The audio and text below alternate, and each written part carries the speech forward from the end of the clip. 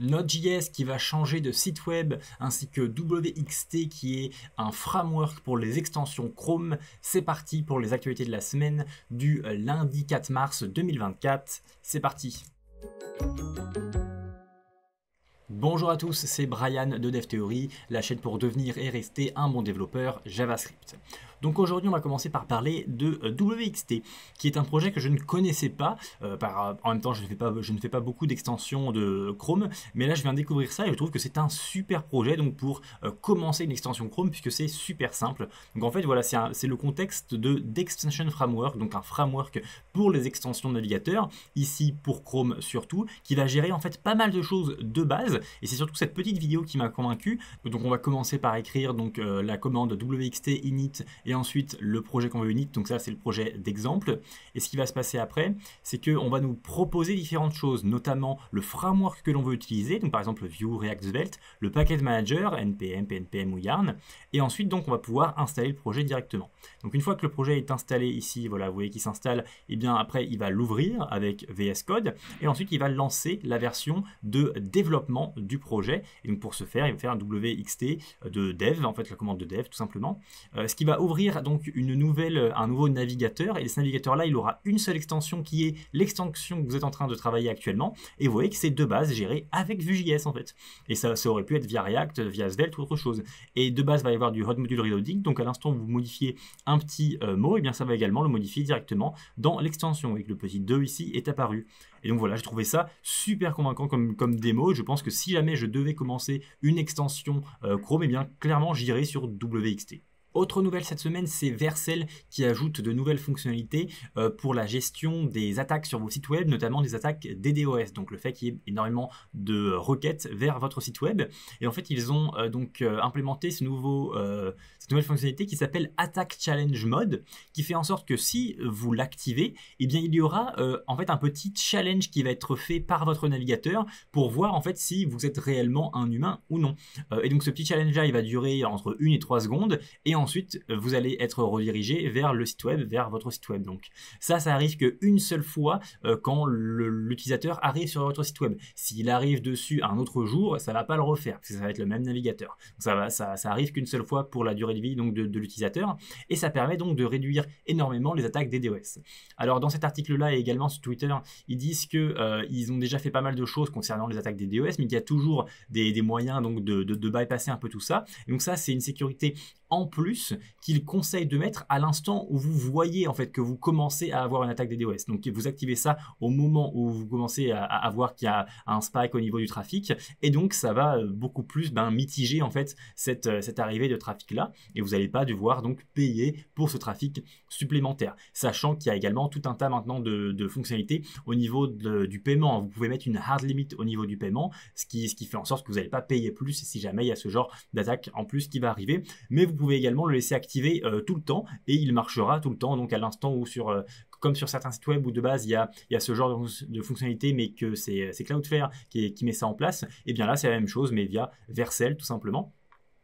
Il faut savoir que c'est gratuit pour tous les plans, donc ça veut dire que même si vous êtes sur un plan gratuit, ça marche, mais vous pouvez également l'avoir de manière illimitée sur tous les plans, donc ça c'est une super nouvelle pour les utilisateurs de Vercel. Autre chose dont je vous en parlais en introduction, c'est un nouveau site web pour Node.js. Ça, c'est vraiment super parce que l'ancien site web, je vais vous le faire voir, c'est vrai qu'il donnait pas trop envie. C'était nodejs.org si je me trompe pas, voilà. C'est vrai que c'était un site web qui montre, enfin ce site web là, cet ancien site web là qui est toujours celui actuel mais bientôt l'ancien, il montre vraiment que Node.js c'est le mastodonte, qu'il n'a pas de concurrent, il n'a pas besoin d'être sexy ou quoi que ce soit. Là on est maintenant sur un nouveau site web qui je pense est bien pour 2024 parce qu'il prend en compte, enfin déjà il est plus moderne donc c'est mieux, il est fait via Next.js, et il essaye d'expliquer un peu ce que c'est Node.js. Avant on n'expliquait même pas quasiment ce que c'était Node.js, ici on explique ce que c'est, donc c'est bien je pense en 2024 d'avoir ça pour Node.js parce qu'on a des nouveaux concurrents, j'appelle ça concurrents, bon voilà, c'est comme si c'était un business, mais on a des nouveaux concurrents comme par exemple Bun.js qui voilà, dès la page d'accueil, eh bien se compare directement à Deno, se compare directement à Node, vous voyez, et on a également donc deno.com je crois, qui voilà, est juste là, également qui est un peu plus moderne dès le départ, on peut descendre un peu, ils mettent en avant la communauté, etc., le native support TypeScript, bref, je trouve que pour le coup, cette page d'accueil de Node.js, elle est très très bien, c'est une des meilleures parmi, je pense, les trois qu'on a vu actuellement, et elle est surtout beaucoup mieux que l'ancienne, bien sûr, même au niveau des blogs, hein, la lisibilité des blogs, c'est beaucoup mieux qu'avant, voilà, c'est beaucoup plus, au niveau de la structure, je veux dire, de la page, c'est beaucoup mieux, le About, il est également très très bien, et ils intègrent aussi, ça je trouve que c'est pas forcément fou, mais bon, ils ont intégré aussi une nouvelle mascotte, car vous savez que Deno donc, a cette mascotte qui est un petit dinosaure.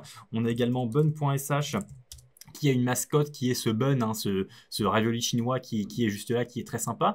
Et donc maintenant, Node.js intègre également leur propre mascotte, qui est ce Rocket Turtle, ou Turtle Rocket, je ne sais plus comment il l'appelle. Mais bon, voilà, c'est cette tortue sur une fusée. Alors je trouve que c'est pourquoi pas, mais j'aurais bien vu quelque chose d'un peu plus minimaliste, pour être honnête, un peu plus 2024, quoi. Je trouve que ça fait un peu vieillot, mais bon, pourquoi pas, au moins ils ont une mascotte maintenant, c'est une tortue sur une fusée. Mais bon, voilà, c'est sympa de voir qu'il y a ce nouveau site web là. Alors, je vous le dirai bien sûr quand il arrivera, quand il sera plus en bêta, parce que pour l'instant, il est en bêta. Mais bon, c'est cool d'avoir Node.js qui, voilà, toujours continue à s'améliorer constamment, qui ne se repose pas sur ses lauriers. Et je trouve que c'est toujours une bonne chose, en fait. Ensuite, l'article de la semaine, c'est un article que j'ai trouvé très sympa, parce qu'en fait, il parle d'une optimisation qui est assez simple, mais très bien pensé. En fait, il part du principe qu'il avait, un chemin, enfin une donnée. En fait, il voulait rechercher dans cette donnée une certaine information.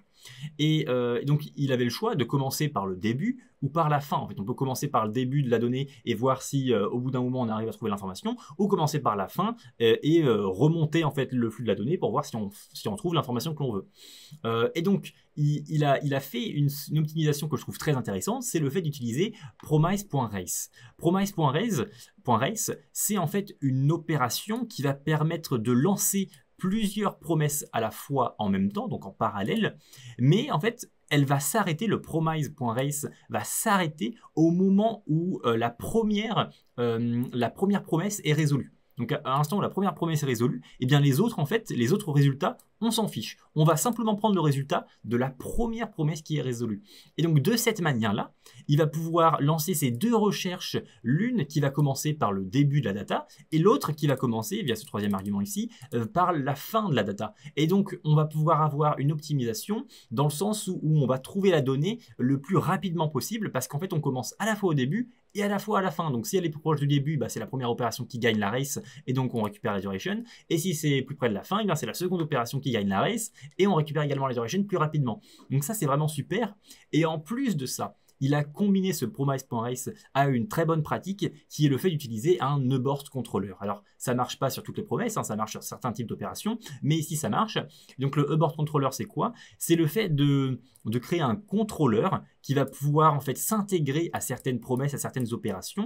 Et ce contrôleur-là, en fait, à tout moment, on peut lui dire de abort, de s'arrêter.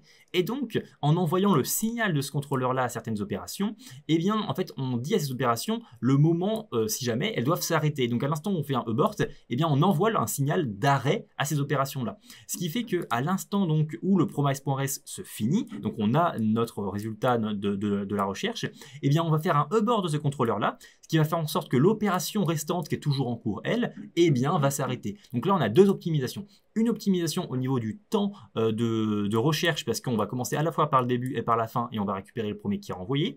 Et une optimisation au niveau bien, du computing qui va se faire, des opérations qui va se faire, puisqu'on ne va pas avoir une opération qui va se faire pour rien, en fait, parce qu'elle va s'arrêter au bon moment. Et donc voilà, je trouvais ce petit bout de code juste super beau. Donc dans cet article-là, il l'explique un peu plus. Si jamais vous êtes curieux, bien sûr, je vous mets le lien en description. Et je vous mets également le lien de toutes les différentes news dont on a parlé aujourd'hui, juste en dessous en description. Quant à nous, eh bien, on se retrouve bien sûr dès lundi prochain. N'hésitez pas à vous abonner à cette chaîne et je vous souhaite un très très bon codage.